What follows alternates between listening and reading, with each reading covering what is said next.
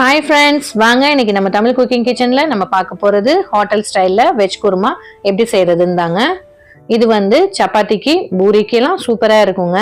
புரோட்டாவுக்கு அருமையாக இருக்கும். கூடவே வெங்காய பச்சடி இருந்தால் சொல்லவே வேணாம், நிறையா சாப்பிடலாம். இதை எப்படி செய்கிறதுன்னு வாங்க வீடியோக்குள்ளே போய் பார்க்கலாம். வீடியோக்குள்ளே போகிறதுக்கு முன்னாடி தமிழ் குக்கிங் கிச்சனுக்கு சப்ஸ்கிரைப் பண்ணாதவங்க சப்ஸ்கிரைப் பண்ணுங்கள். கூடவே பெல் பட்டனையும் கிளிக் பண்ணுங்கள். வாங்க வீடியோக்குள்ளே போய் பார்க்கலாம்.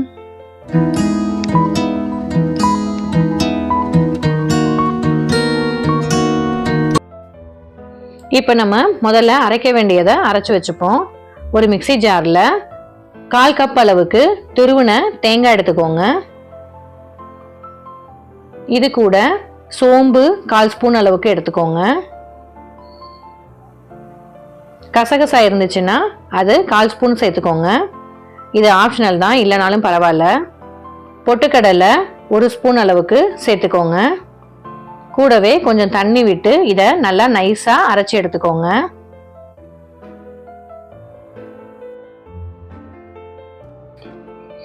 பாருங்க, நைஸா அரைச்சி எடுத்தாச்சு. இது கூட கொஞ்சம் தண்ணி சேர்த்து வச்சுக்கோங்க.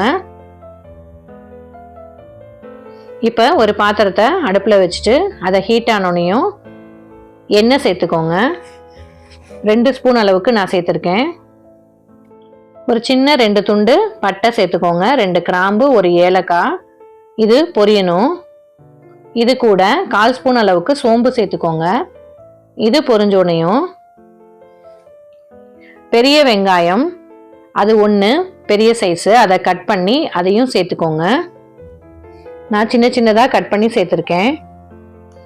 இதை நல்லா வதக்குங்க.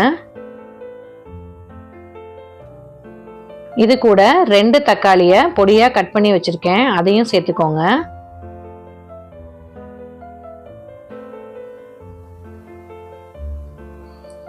உங்க காரத்துக்கு தகுந்த மாதிரி பச்சை மிளகா கட் பண்ணி சேர்த்துக்கோங்க.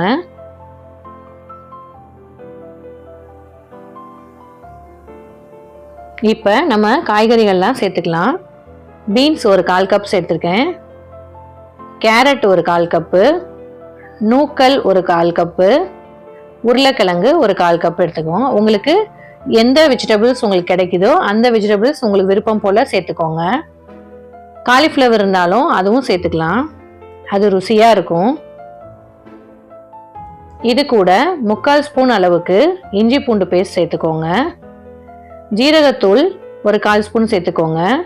மிளகாய்த்தூள் காரத்துக்கு தகுந்த மாதிரி சேர்த்துக்கோங்க. மல்லித்தூள் 1 ஸ்பூன் சேர்த்துக்கோங்க. உப்பு தேவையான அளவு சேர்த்துக்கோங்க. இது எல்லாத்தையும் நல்லா கலந்து சேர்த்து விடுங்க.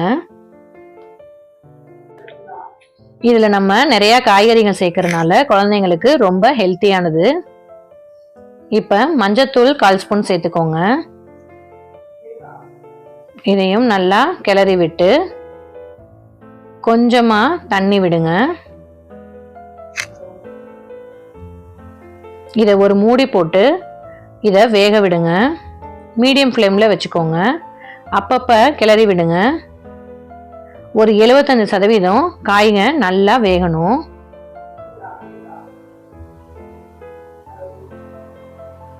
பாருங்க, நல்லா வெந்து வந்துருச்சு.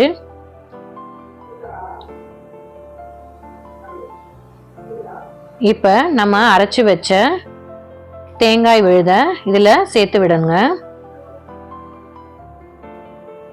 நம்ம காய்க்கு தான் உப்பு போட்டிருக்கோம், அதனால இப்போ நம்ம தேங்காயெல்லாம் அரைச்சி தண்ணியெல்லாம் ஊற்றிருக்கனால அதுக்கு தகுந்த மாதிரி பார்த்து சேர்த்துக்கோங்க உப்பை. இப்போ மூடி போட்டு ஒரு 10 நிமிஷத்துக்கு நல்லா கொதிக்க விடுங்க.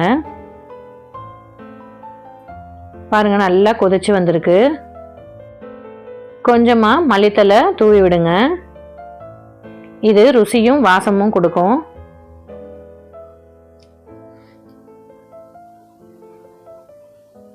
பாருங்க, எண்ணெய் எல்லாம் பிரிஞ்சு வந்துருச்சு. குருமா நல்லா ரெடி ஆயிடுச்சு. இப்போ சப்பாத்தியோட இதை பரிமாறுங்க.